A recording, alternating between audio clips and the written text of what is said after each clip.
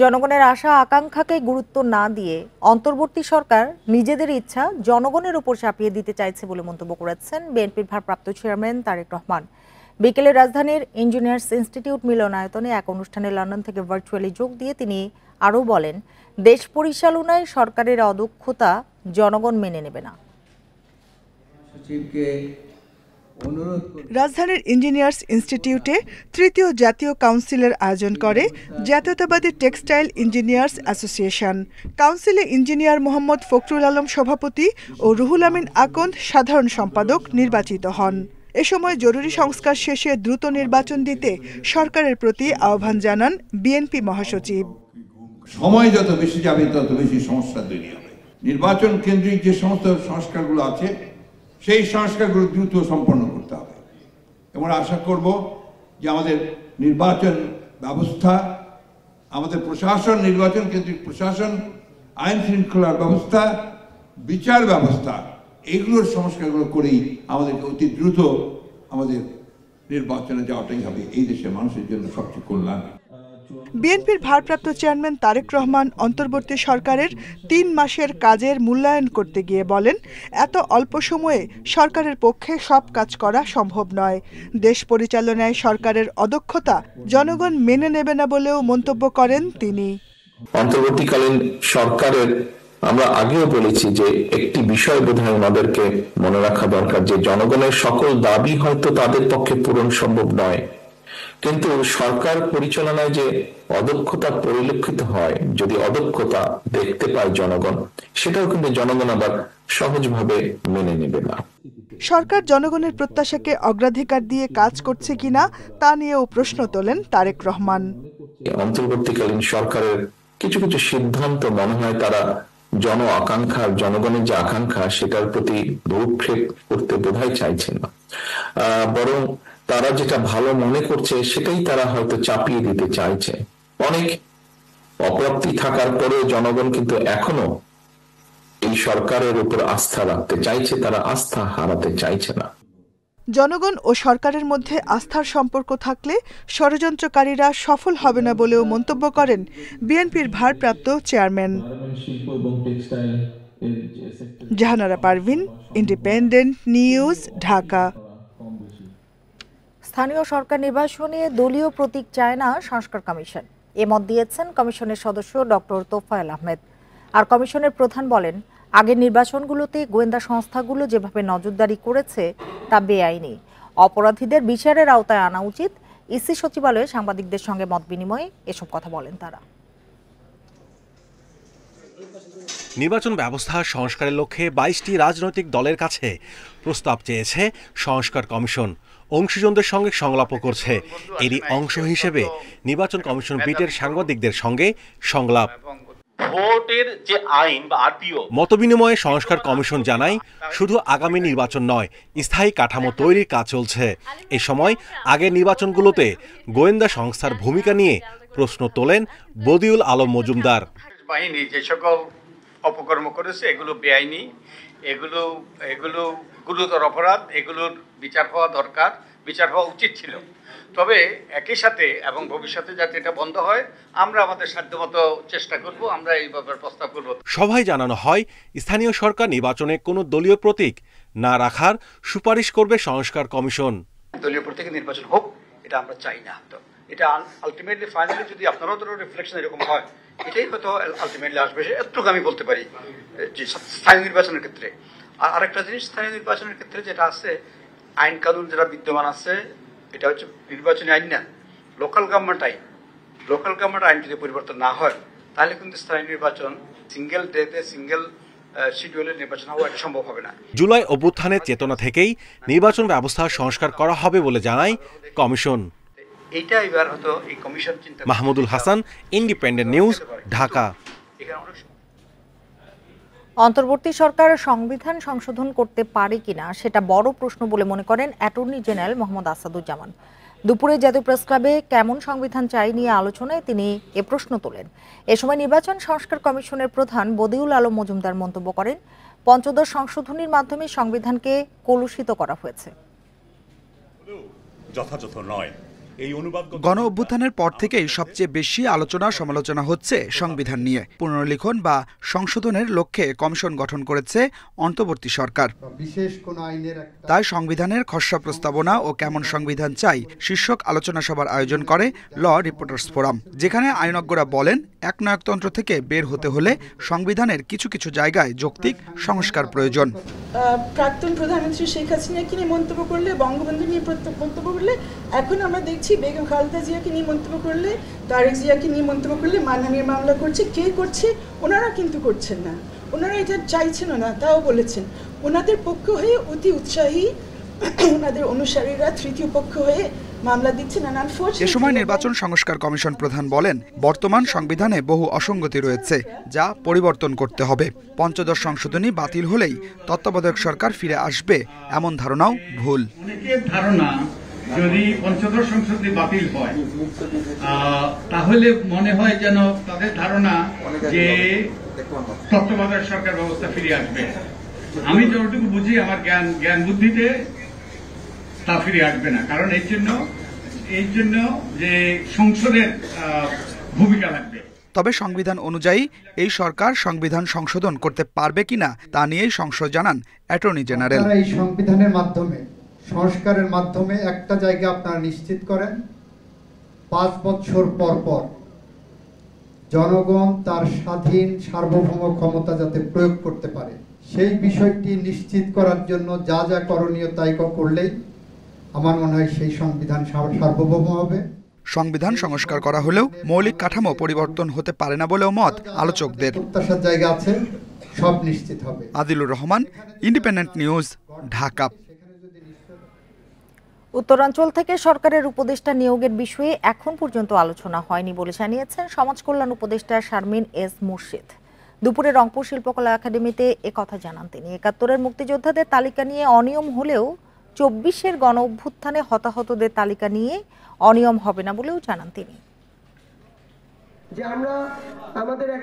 ছাত্র জনতার আন্দোলনে বিভিন্ন জেলায় হতাহতদের পরিবারকে সহায়তা দিচ্ছে জুলাই শহীদ স্মৃতি ফাউন্ডেশন। এরই ধারাবাহিকতায় শনিবার সহায়তা দেওয়া হয় রংপুরের ৪৪টি পরিবারকে। প্রত্যেক পরিবারকে দেওয়া হয়েছে ৫ লাখ টাকা করে। সমাজ কল্যাণ উপদেষ্টা জানান, ৭১-এর মুক্তিযোদ্ধাদের তালিকা নিয়ে অনিয়ম হলেও ২৪-এর গণ অভ্যুত্থানে হতাহতদের তালিকা নিয়ে কোনো অনিয়ম করা হবে না। বলেন, উত্তরাঞ্চল থেকে উপদেষ্টা নিয়োগের বিষয়ে কোনো আলোচনা হয়নি। বৈষম্য নয়, আপনারা অঞ্চলভাবে দেখা বন্ধ করুন। আপনার এই এলাকায় ঠিক ততখানি আমরা শ্রম দেব, মেধা দেব, অর্থ দেব, যত আমাদের অন্য এলাকার মধ্যেও সেটা থাকবে। এ সময় রংপুর, রাজশাহী, ময়মনসিংহ বিভাগ থেকে উপদেষ্টা নিয়োগ না দেয় ক্ষোভ জানান জুলাই শহীদ স্মৃতি ফাউন্ডেশনের সাধারণ সম্পাদক। এরকম কি একজনও নেই যে একটা মন্ত্রণালয় চালানোর মতো ওই বিষয়ে বিশেষজ্ঞ বা যোগ্য? অবশ্যই রয়েছে। সেই জায়গা থেকে আমরা মনে করি আমাদের এই কোয়ালিটি আমাদের একটা প্যারামিটার হতে পারে। আরেকটি গুরুত্বপূর্ণ প্যারামিটার হচ্ছে এই ২৪-এর ছাত্র জনতার অভ্যুত্থানে কে অংশগ্রহণ করেছে, কে সমর্থন জানিয়েছে। শিগগিরই সবগুলো শহীদ পরিবারকে সহযোগিতার আশ্বাস দিয়েছে জুলাই শহীদ স্মৃতি ফাউন্ডেশন। Independent news. রাজধানীর পল্লবীতে ৭ ও ৪ বছরের ২ শিশুকে গলা কেটে হত্যার পর আত্মহত্যার চেষ্টা করেছেন বাবা। বাইগারটেক এলাকায় নিজ ঘরেই এ ঘটনা ঘটান দিনমজুর আহাদ। পুলিশের ধারণা পারিবারিক কলহ ও আর্থিক অনটনের কারণে এই ঘটনা ঘটতে পারে। তবে আরও তদন্ত করছে আইনশৃঙ্খলা বাহিনী। মরদেহ দুটি মর্গে পাঠানো হয়েছে। হাসপাতালে ভর্তি আহাদের অবস্থাও আশঙ্কাজনক। শনিবার সকালে পল্লবীর বাইগারটেক এলাকার এই ঘর থেকেই উদ্ধার করা হয় ২ শিশুর গলাকাটা মরদেহ। পাশেই আহত অবস্থায় পড়েছিলেন বাবা আহাদ।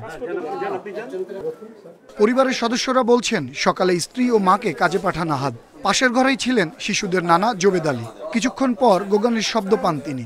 ঘরে ঢুকে বিছানায় 2 নাতির মরদেহ দেখতে পান জোবেদ আলী। এ সময় তার সামনে নিজের গলায় ছুরি চালান আহাদ। করলাম বাচ্চা দৌড় করতেছে, তার গলাতে এমনি লাগাইছে, ফেসাইতেছে। আমার 2 ছেলের আমার সাথে করে নিয়ে যায়।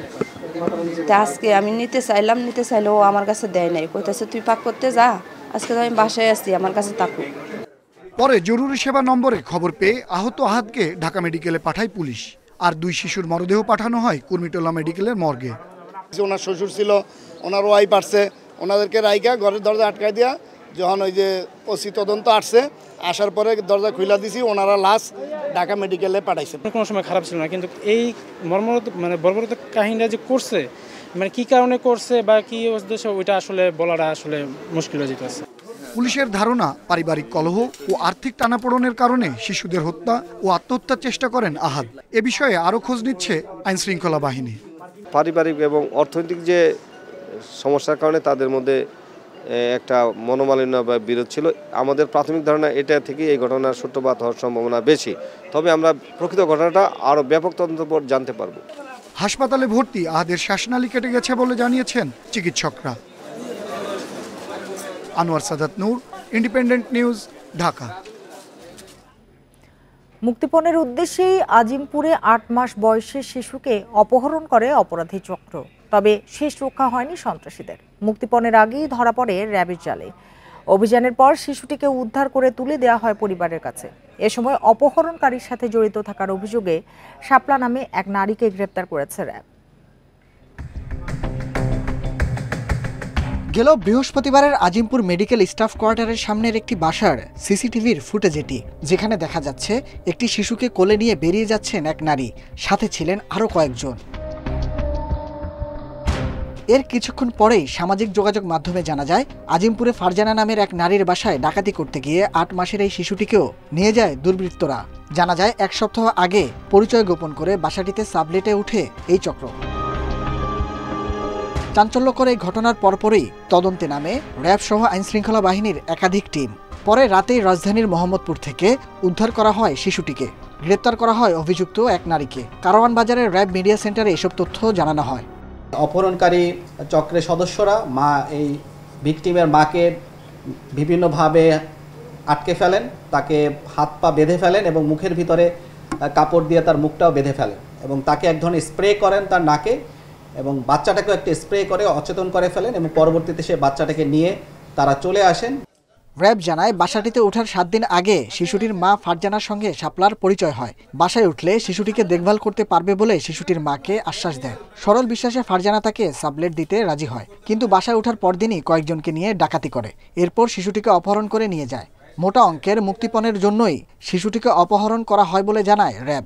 যে অপহরণকারীদের যে দাবি ছিল বিভিন্ন ধরনের টাকা পয়সা নিয়ে দাবি করা 10 লক্ষ টাকার মতো, সেই টাকাগুলি বা তারা চাবার জন্য আর কোনো ধরনের যোগাযোগ করেনি, যেহেতু সেটা সামাজিকভাবে এবং বিভিন্ন মিডিয়াতে সেটা প্রকাশ হয়ে গিয়েছিল। এই মেয়েটাকে তার বাসা থেকে নিয়ে যাওয়া হয়, সেই বাসায় কিন্তু বাসা থেকে প্রায় 1,70,000 টাকা, 6 থেকে 7 ভরি স্বর্ণ এবং বেশ কিছু দামি ঘড়ি সেখান থেকে নিয়ে যাওয়া হয়। শাপলাকে জিজ্ঞাসাবাদে আরও 3 জনের সম্পৃক্ততা পেয়েছে র্যাব। তাদের গ্রেপ্তারে চলছে অভিযান। Nahid Kamal, independent news, Dhaka. গাজীপুরে কারখানার ঝুট মালামালের ভাগাভাগি নিয়ে বিএনপির 2 গ্রুপের মধ্যে ধাওয়া পাল্টা ধাওয়া ঘটেছে। দুপুরে 1টার দিকে গাজীপুরের 27 শরীফ মার্কেট এলাকায় এ ঘটনা ঘটে, তবে এতে কেউ হতাহত হননি। স্থানীয়রা জানান, মাস্কো টেক্সট লিমিটেড কারখানার ঝুট মালামাল সংগ্রহ করতেন মহানগর স্বেচ্ছাসেবক লীগের সাধারণ সম্পাদক বিল্লাল হোসেন। 3 মাস ধরে কারখানা কর্তৃপক্ষ নিজ উদ্যোগে ঝুট বিক্রি করছিল। সকালে কর্তৃপক্ষ ঝুট বিক্রির প্রস্তুতি নেওয়ার সময় মহানগর যুব দলের সাধারণ সম্পাদক সাজেদুল ইসলামের লোকজন মালামাল সংগ্রহ করতে যান। মালামাল নিয়ে যাওয়ার পথে ওয়ার্ড বিএনপি নেতা ইখতিয়ার খান, আব্দুস সাত্তার, দুলাল খান সহ বেশ কয়েকজন তাদের ট্রাক আটকে দেয়। খবর পেয়ে সাজেদুল ও তার সহযোগীরা ঘটনাস্থলে গেলে দুপক্ষের মধ্যে ধাওয়া পাল্টা ধাওয়া ঘটে। স্থানীয়দের কাছে খবর পেয়ে পুলিশ গিয়ে পরিস্থিতি নিয়ন্ত্রণে আনে।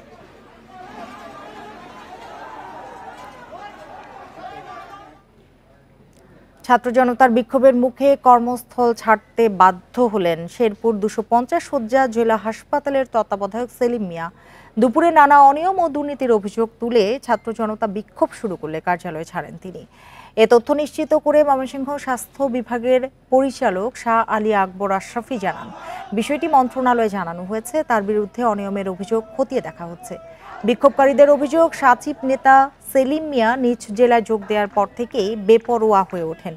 সেলিম মিয়ার বিরুদ্ধে টেন্ডারে সর্বনিম্ন দরদাতাকে কাজ না দিয়ে পছন্দের ঠিকাদারকে কাজ পাইয়ে দেয়া, হাসপাতালের ওষুধ সংকট, পরিচ্ছন্নতায় কার্যকর পদক্ষেপ না নেওয়া সহ নানান অভিযোগ রয়েছে।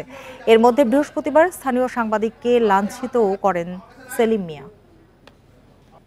বাংলাদেশ অলিম্পিক অ্যাসোসিয়েশনের সভাপতি নির্বাচিত হয়েছেন সেনাপ্রধান জেনারেল ওয়াকারুজ্জামান। তার দায়িত্ব গ্রহণের সভায় সাফজয়ী নারী ফুটবল দলের জন্য 1 কোটি টাকা পুরস্কার ঘোষণা করা হয়েছে।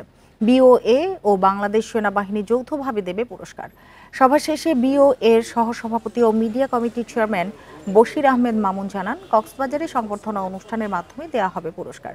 2025 সালে বাংলাদেশ গেমস আয়োজন আর দ্রুততম সময়ে অলিম্পিক ভিলেজ তৈরির বিষয়টিও আলোচনায় গুরুত্ব পায়। বিভিন্ন ফেডারেশনের কমিটি ভেঙে দেয়া হলেও বিওএর বর্তমান কমিটি 2025 সালে মেয়াদ পর্যন্ত দায়িত্ব পালন করবে বলেও জানানো হয়।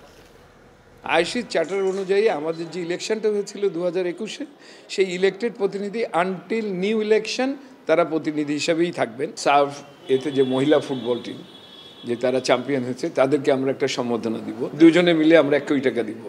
সো অলিম্পিক এবং সেনাবাহিনীর মাধ্যমে এটা আমরা একটা অনুষ্ঠান করব, ডেটটা ফিক্সড হয়নি, অনুষ্ঠানটা আমরা কক্সবাজারে করব। আর এতক্ষণ সাথে থাকার জন্য ধন্যবাদ সবাইকে।